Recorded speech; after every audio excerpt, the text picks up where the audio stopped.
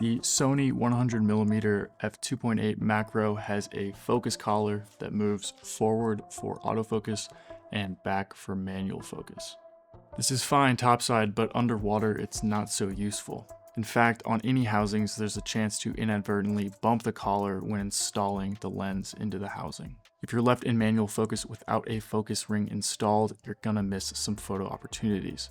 This can be easily avoided by sliding on the focus ring lock. Once pushed forward into the autofocus position, the silicone ring slides into the remaining space and blocks the collar from moving.